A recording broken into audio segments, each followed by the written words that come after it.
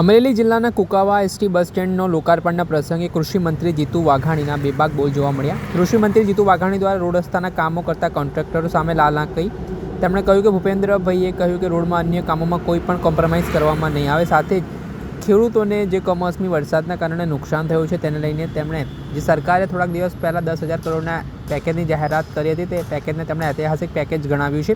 સાથે જ કેટલા ખેડૂતોને અત્યાર સુધી સહાય ચૂકવવામાં આવી છે, ખેડૂતો માટે સરકાર કઈ રીતની કામગીરી કરી રહી છે તેને લઈને તેમણે નિવેદન આપતા શું કહ્યું તેમને સાંભળો।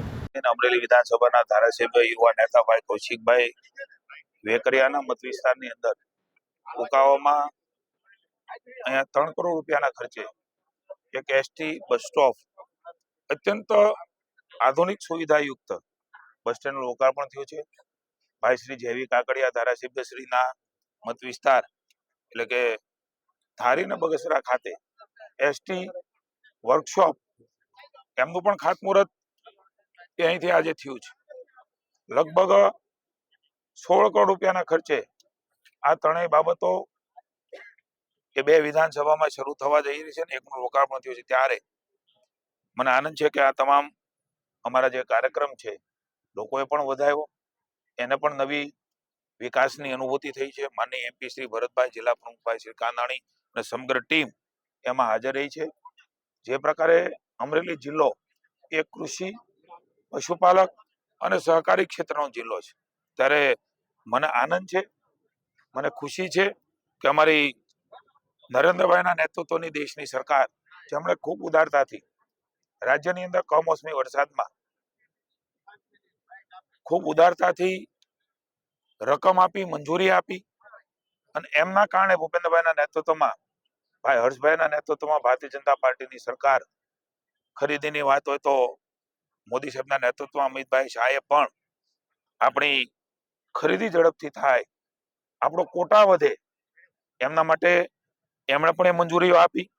અને મને આનંદ છે કે જે 28,63,412 ખેડૂતોના ખાતાની અંદર જે અમારું પેકેજ ઐતિહાસિક પેકેજ છે, ખેડૂતોને પણ એની ખુશીને આનંદ છે। આટલી ઝડપથી નિર્ણય થાય અને પૈસા પડે 8,339 કરોડ રૂપિયા એમના ખાતામાં પડી જવા, આ હું એવું માનું છું કે ગુજરાતના ઇતિહાસમાં સૌપ્રથમ વાર છે અને કદાચ ભારતમાં આ પ્રકારે પહેલીવાર રવિ સિઝન પણ ખેડૂત લઈ શકે એટલે ઝડપથી એમને સહાય મળે।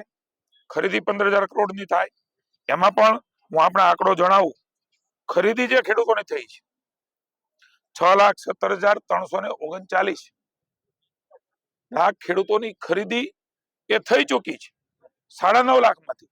કલ્પના કરો કે જે ઝડપથી પ્રક્રિયાઓ અમારા વિભાગે કરી છે, મુખ્યમંત્રી શ્રી ભૂપેન્દ્રભાઈના માર્ગદર્શન નીચે ખરીદીની રકમ 9,725 કરોડ, 15,000 માંથી 9,000 10,000 ની ખરીદી થઈ જાય। ખેડૂતોના હિતકારી નિર્ણયો નરેન્દ્રભાઈ એમએસપી પ્રાઇસથી શરૂઆત કરી અને રાજ્યની ભારતીય જનતા પાર્ટીની ખેડૂતો થકી બનેલી સરકાર, ખેડૂતોના આશીર્વાદથી બનેલી સરકાર એની સંપૂર્ણ સભાનતા સાથે ખેડૂતોના હિતમાં રાજ્યની સરકાર નિર્ણય કરી રહી છે। 6,012 કરોડ રૂપિયા એ ખેડૂતોના ખાતામાં ખરીદીના પડી ચૂક્યા છે।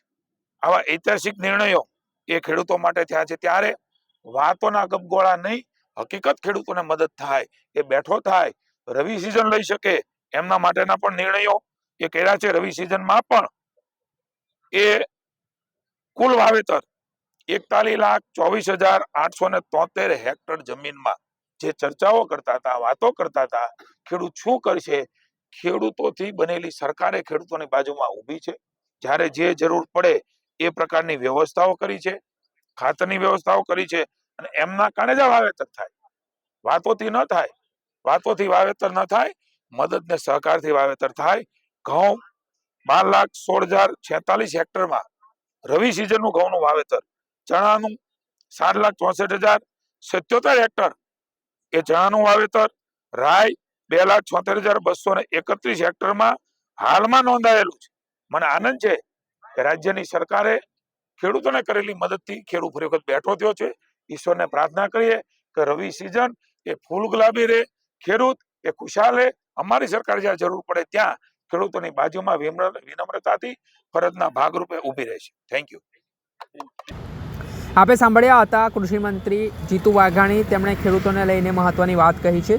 તેમણે કહ્યું કે જે રીતે કૃષિ ક્ષેત્રે આ વખતે ઐતિહાસિક પેકેજ જાહેર થયું છે ત્યારે ખેડૂતોને પગભર બનાવવા માટે સરકાર દ્વારા સક્રિયતાથી કટિબદ્ધતાથી કામગીરી કરવામાં આવી રહી છે.